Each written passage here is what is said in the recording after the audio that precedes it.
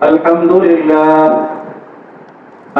لله نحمده ونستعينه ونستغفره ونؤمن به ونتوكل عليه ونعوذ بالله من شرور أنفسنا ومن سيئات أعمالنا من يهده الله فلا مضل له ومن يضلل فلا هادي له وأشهد أن لا إله إلا الله وحده لا شريك له وأشهد أن سيدنا وسندنا وحبيبنا ومولانا محمد أرسله بالحق بشيرا ونذيرا وداعيا إلى الله بإذنه وسراجا وقمرا منيرا أما بعد فأعوذ بالله من الشيطان الرجيم بسم الله الرحمن الرحيم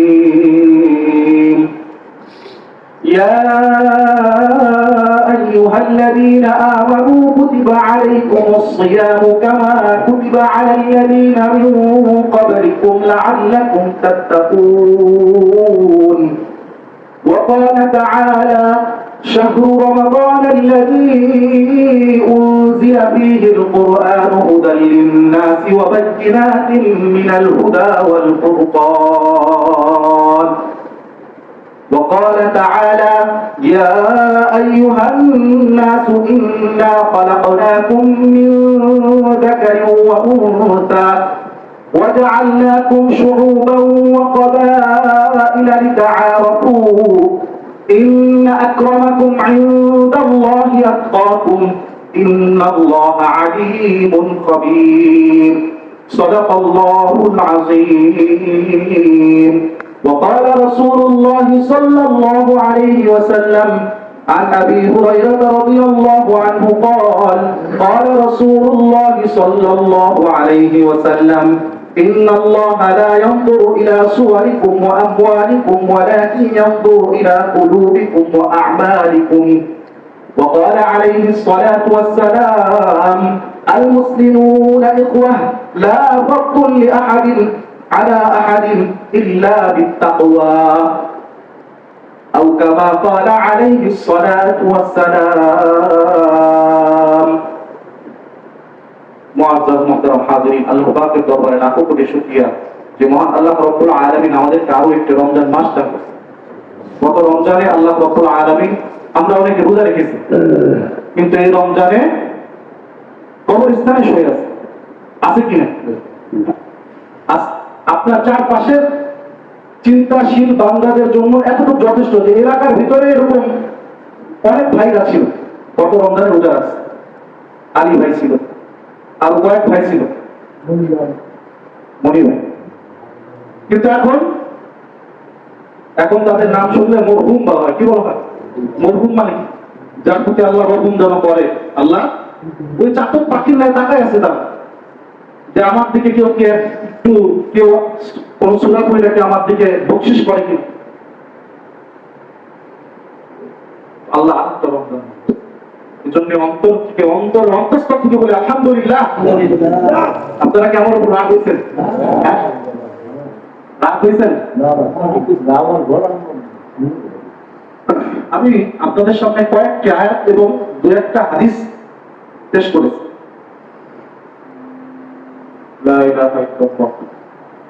আল্লাহ পাক রব্বুল আলামিন বলতেছেন ইয়া আইয়ুহাল্লাযীনা আমানু কুতিবা আলাইকুমুস সিয়াম, হে ঈমানদারগণ রোজাকে তোমাদের জন্য ফরজ করা হয়েছে। কুতিবা আলাইকুমুস সিয়াম, রোজাকে তোমাদের জন্য কি করা হয়েছে? ফরজ করা। কামা কুতিবা আলাল্লাযীনা মিন ক্বাবলিকুম, যেভাবে ইতিপূর্বে অন্য উম্মতের উপরে রোজাকে ফরজ করা হয়েছে। এখন প্রশ্ন নিতে পারে যে আমরা তো আল্লাহ রাসূল সাল্লাল্লাহু আলাইহি ওয়াসাল্লামের উম্মত, অন্য যত উম্মত আছে তাদের রোজার ধরনটা ভিন্ন ছিল। যেরকম ভাবে জাকারিয়া আলাইহিস সালামের রোজার ধরন ছিল, আল্লাহ পাক রব্বুল আলামিন যখন তার সন্তানের প্রার্থনা করলেন, তখন তাকে নির্দেশ দিয়েছিলেন যে জাকারিয়া তুমি রোজা রাখো, অনেক কিছু কোরআনের এসব ঘটনা তৈরিতে যাব। কোন কোনটা কাজ ছিল কি? চুপ থাকা, এটাও কি রোজা। তো হাজরিন, আল্লাহ পাক রব্বুল আলামিন সূরাতুল বাকারা 187 নম্বর আয়াতে বলতেছেন, কামা কুতিবা আলাল্লাযীনা মিন ক্বাবলিকুম লাআল্লাকুম তাত্তাকুন। ঠিক যেভাবে তোমাদের পূর্বেকার জামানার নবীদের উপরে, উম্মতের উপরে রোজাকে ফরজ করা হয়েছিল। কেন? এর কারণ আল্লাহ রব্বুল আলামিন বলে দিচ্ছেন, কারণ তিনি তো রব্বুল আলামিন। তিনি কি রব্বুল আলামিন মানে কি জানেন?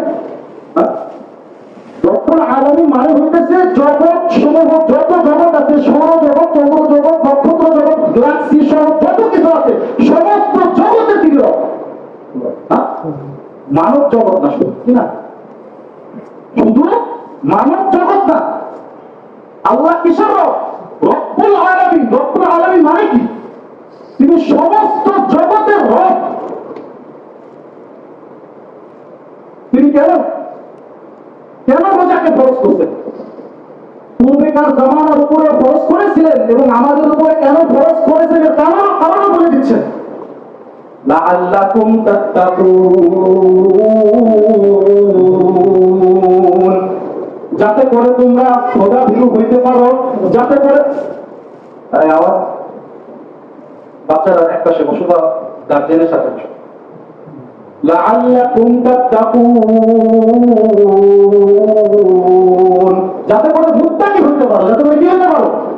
আল্লাহ ওয়ালা হইতে পারো, আল্লাহকে ভয় যেন করার মতো করতে পারো। হাদিস পাকের ভিতরে হযরত আবু হুরায়রা রাদিয়াল্লাহু আনহু বর্ণনা করতেছেন, আল্লাহ রাসূল সাল্লাল্লাহু আলাইহি ওয়াসাল্লামের হাদিস, বুখারী মুসলিমের হাদিস, ইন্নাল্লাহা লা ইয়ানজুরু ইলা সুওয়ারিকুম ওয়া আমওয়ালিকুম। আল্লাহ রাসূল সাল্লাল্লাহু আলাইহি ওয়াসাল্লাম বলতেছেন, নিশ্চয় আল্লাহ রাব্বুল আলামিন লা ইয়ানজুরু ইলা সুওয়ারিকুম ওয়া আমওয়ালিকুম, কে কত সুন্দর এটা দেখেন না, কার কত মাল আছে এটা দেখেন না। আল্লাহ কি দেখেন না? কে কত সুন্দর। আর জগৎ সমূহ যে প্রতিপালক, তার এগুলো দেখার কোনো দরকার আছে? আপনি কয় হাজার কোটি টাকার মালিক, পুরো দুনিয়ার মালিক হইলেও তো আল্লাহ জান্নাতের একটা পাতার মালিক হইতে পারবেন। হ্যাঁ, বিশ্বাস আছে? হাদিসে আসছে, পুরো জান্নাতের হুর যদি দুনিয়ার দিকে থুতু নিক্ষেপ করে, সারা দুনিয়ার যত নদী নালা আছে এত মিষ্টি হবে, এত মিষ্টি হবে, এত সুবাস হবে, পান যোগ করা থাকবে না। আতর খাইতে পারেন আপনারা? আতর খাওয়া যায়? আতর তো আতর, তার তো কোনো মেশাই হইতে পারে না। কত যে খান হবে তার তো কোনো মেশাই হইতে পারে না। ওই জান্নাতের একটা হুরের থুতুর সমপরিমাণ একটা ধন সম্পদ হয়নি। অহংকার কিসের? মসজিদে আসতেন সেজদা দেওয়ার জন্য, গলা উঁচু করার জন্য। মসজিদের অনেক আদব আছে, অনেক অনেক আদব আছে, যদি ইয়াদ না থাকে পড়ে নিন। আল্লাহ আমাদের সবাইকে আমল করার করুন। হাদিসে পাকে রাসূল সাল্লাল্লাহু আলাইহি ওয়াসাল্লাম কি বলতেছেন? ইন্নাল্লাহা লা ইয়ানজুরু ইলা সুওয়ারিকুম ওয়া আমওয়ালিকুম, নিশ্চয় আল্লাহ রাব্বুল আলামিন লা ইয়ানজুরু ইলা সুওয়ারিকুম ওয়া আমওয়ালিকুম, তোমাদের কার কত চেহারা সুন্দর সেটাও দেখেন না, তোমাদের কার কত মাল আছে সেটাও দেখেন না। আল্লাহ তো গনিয়ুন। আল্লাহ কি গনিয়ুন মানে বুঝেন? হ্যাঁ, কে বুঝেন? হাত উঁচা করেন। জানেনই না কিছু, সূরা ফাতিহা বললে পায়জামা গরম হয়ে যাবে, এত বেশি বেশি কথা বলেন, মনে হয় সব কিছু জানেন। গনিয়ুন মানে অমুখাপেক্ষী। কি বলেন সবাই? কি অমুখাপেক্ষী? এটা আল্লাহর নাম। এটা কার নাম? গনিয়ুন মানে কি ভুলে গেছেন? গনিয়ুন মানে কি? অমুখাপেক্ষী। গনিয়ুন মানে অমুখাপেক্ষী। আল্লাহ বড় বেরিয়া, আল্লাহ বড় বেরিয়া। আপনারা ইংলিশের নাম শুনেন? সুফিদার শায়াতিন, মানে রমজান আসলে শয়তানকে কি করে দেওয়া হয়? এই শয়তান এমন কোন জায়গা নেই। আপনি কয়টা সেজদা? আপনি কয়টা সেজদা দিয়েছেন? আপনি কয় বছর নফল ইবাদত, সে তো হাজার হাজার বছর নফল ইবাদত। সুতরাং সাবধান, হেদায়েত অনেক বড় জিনিস। তাই আবু জাহেলের হেদায়েত হয়েছে? হ্যাঁ, আপনাদের তো সামান্য জ্ঞান থাকলেও জানার কথা। আবু লাহাবের হেদায়েত হয়েছে? আবু তালেবেরও হেদায়েত হয় নাই। যে আবু তালেব আল্লাহ রাসূল সাল্লাল্লাহু আলাইহি ওয়াসাল্লামের জামার মতো ছিল। কিসের মতো? এমন জামাটা ছিল বুলেট প্রুফ। সে আবু তালেবের ভিতরে যখন সময় আসছিল যে মুহাম্মদকে কতল করে ফেলবো, একা আবু তালেব বলছিল, আমার গায়ে যদি এক ফোঁটা রক্ত থাকে, ওই এক ফোঁটা রক্ত দিয়ে আমি মুহাম্মদের হেফাজত করবো। সুবহানাল্লাহ বুঝে বলে। কিন্তু আবু তালেব জাহান্নাম। হেদায়েত তো হয় না। কেন হয় না? আবু তালেবের শেষ বাক্য কি ছিল বলেন তো? কেউ বলতে পারবে?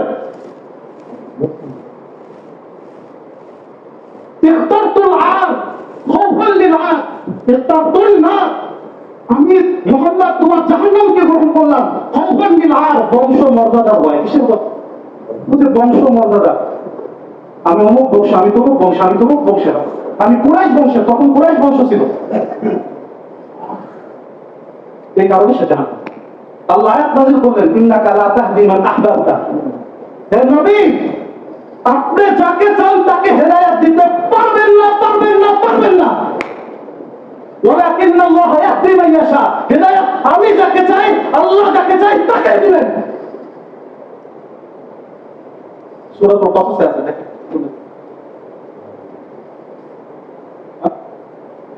সুতরাং সাবধান। আল্লাহর হক, কার হক? আল্লাহ।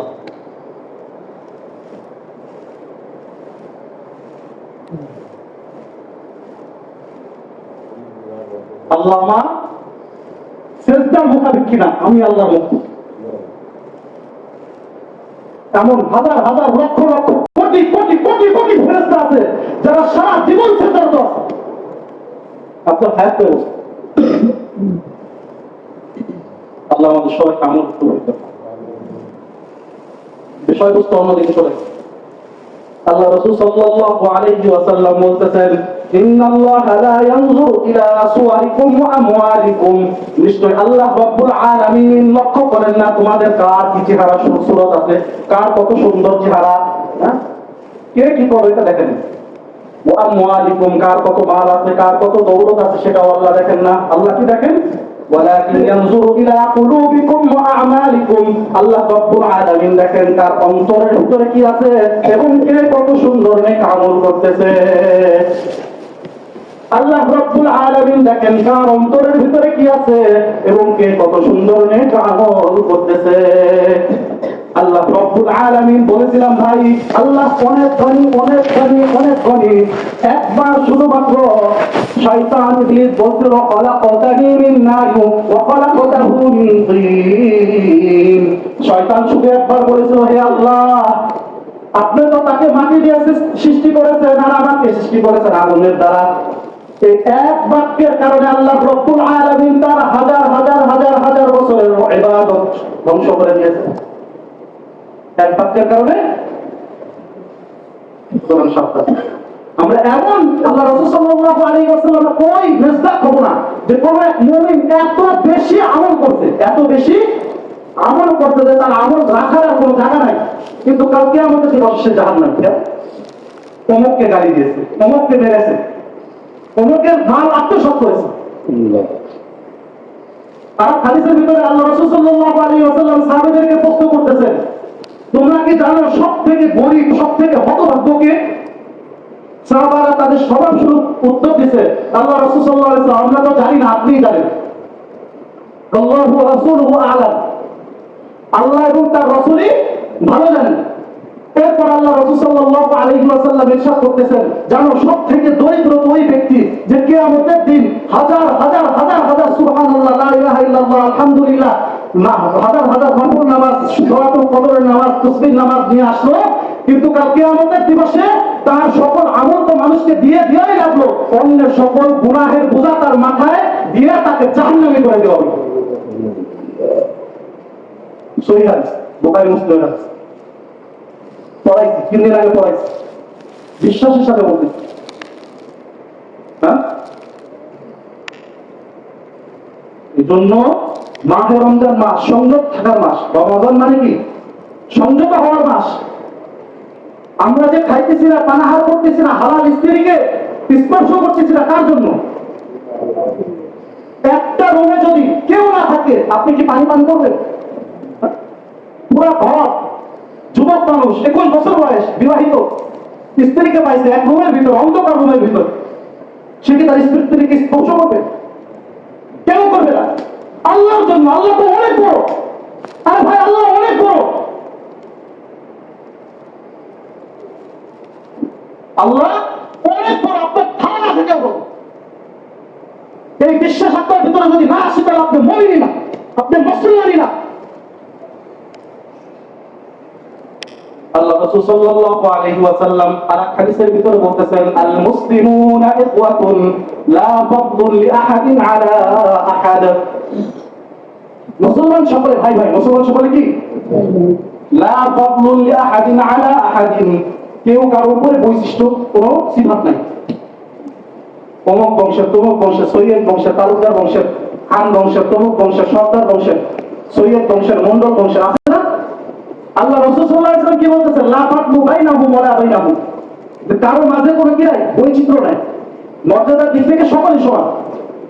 ইল্লা বিত্তাকওয়া, তবে হ্যাঁ, যার ভিতরে খোদাভীতি, আল্লাহর ভয় যত বেশি থাকবে, সে আল্লাহর কাছে তত প্রিয় হবে। এই বিশ্বাস হয়।